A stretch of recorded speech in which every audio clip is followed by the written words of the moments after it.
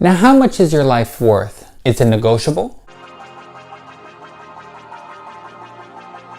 All the Money in the World is the new film directed by Ridley Scott. It's written by Frank Scarpa. It stars Michelle Williams, Mark Wahlberg, Charlie Plummer, and Christopher Plummer. It's 1973 and a young John Paul Getty III is kidnapped for a ransom of $17 million.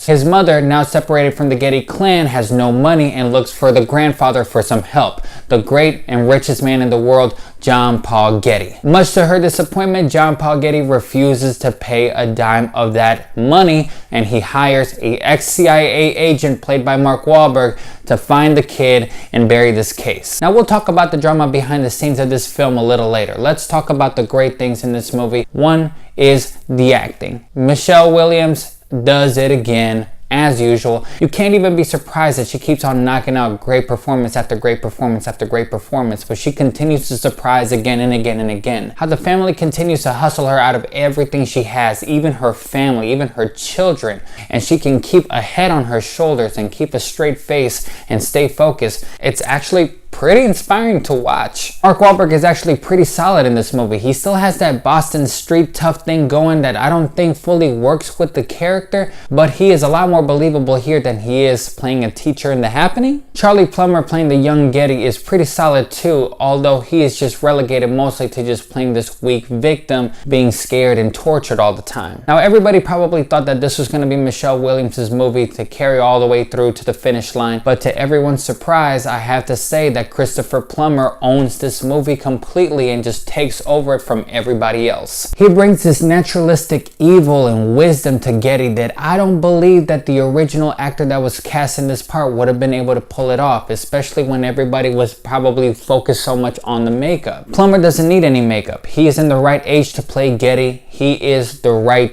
talent to play Getty, and he owns this. And I believe that this is going to be one of his iconic roles in the future. When people remember Christopher Plummer, they'll remember The Sound of Music, but they'll also remember what he pulled off in this movie, especially with the limited amount of time that he had in performing this character. I was a bit surprised when the Golden Globes nominated him in the last minute for Best Supporting Actor, but now that I watched the movie, I totally get it. And I would be really surprised if he doesn't get nominated for an Oscar for this, because he brings an iconic stature to the character of Getty. He always tries to make the best deal possible. He doesn't understand when people just don't want money. Everybody wants his money, and he doesn't understand or trust people that don't want that money. With the amount of time that he had to perform this character, people would probably think that he was just going to be a relegated cameo, but he's actually throughout the whole film, and he gives it a bolt of energy and a bolt of darkness and evil and just suspicion that this movie really needed. Now, this is based on a true story, and Ridley Scott handles it with a lot of energy,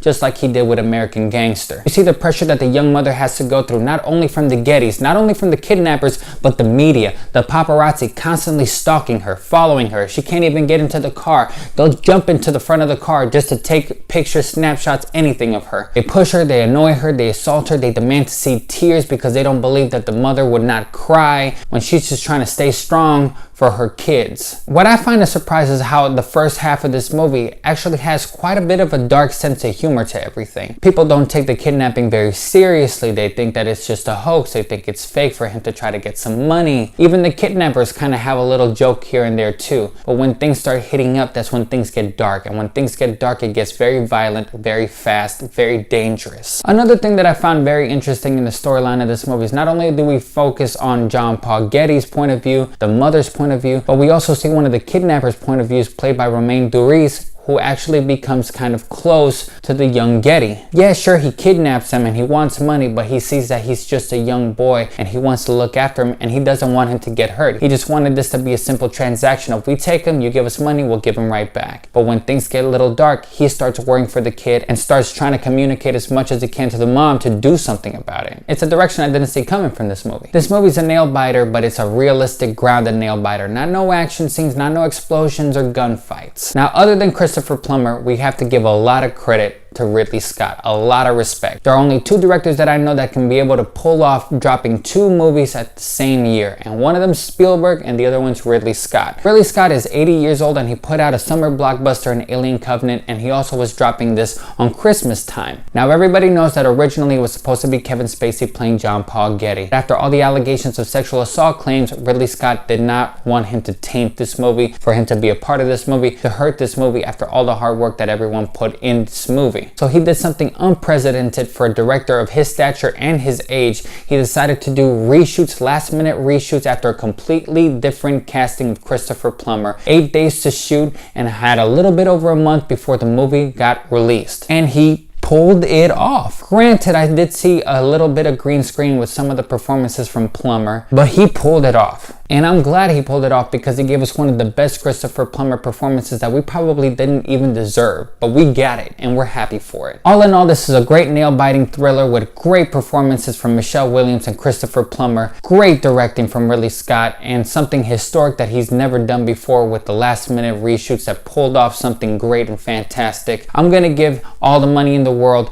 4.5 stars out of 5. Well, once again, guys, thanks for watching. If you like what you see here, click like at the bottom. Go to our SoundCloud page for our more extensive reviews. This is Ray from LiveWire, and once again, thanks for watching.